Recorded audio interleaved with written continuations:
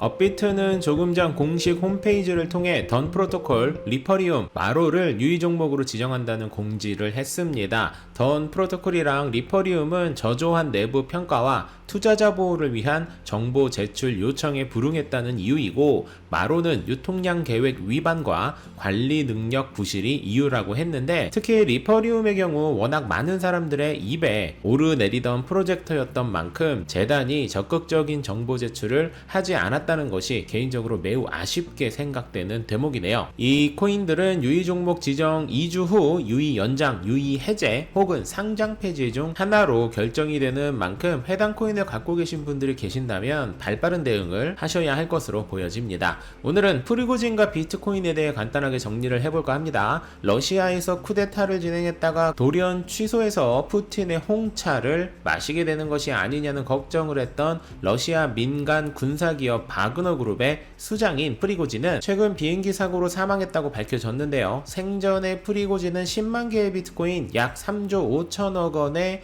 비트코인이 들어있는 지갑의 소유주일 가능성이 있다는 말로 시끌시끌했었죠. 현재 프리고진은 비행기 사고로 사망한 것으로 알려져 있는데, 이 비행기 사고를 푸틴이 계획한 것이라는 썰과 프리고진이 비행기에 타고 있지 않고 공식적으로 사망한 것으로 만든 후 본인은 성형 등을 해서 푸틴의 저격을 피하려는 의도라고 해석을 하는 분들도 계시지만, 진실이 어떤 것인지는 아무도 알 수 없죠. 아무튼 우리에게 중요한 것은 정말 10만 개의 비트코인이 사망한 프리고진 소유가 맞는지 여부인데, 만약 맞다면 비트코인 10만 개는 자연스럽게 소각의 효과를 누릴 수 있게 되는 것이라 투자자들의 입장에서는 관심이 갈 수밖에 없는 소식입니다.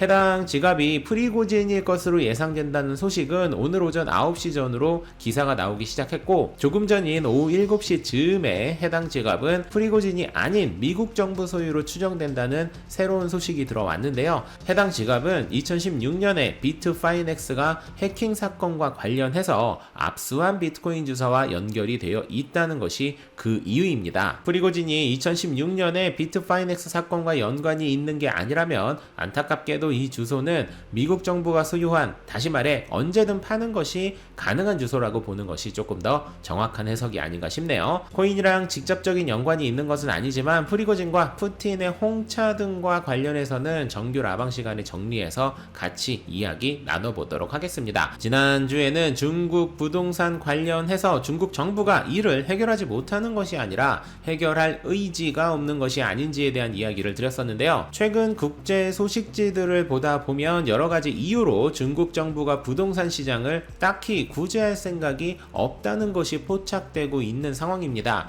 만약 이게 사실로 밝혀진다면 전 세계적으로 가장 큰 규모의 투자 시장으로 인식되고 있는 부동산 시장의 투자금이 다른 시장으로 옮겨질 것이고, 다른 시장은 주식 시장과 함께 코인 시장이 될 것이다 라는 희망의 말씀을 드리며 화요일에 코인 소식을 마무리하도록 하겠습니다. 만렙 여러분 모두 성투합시다.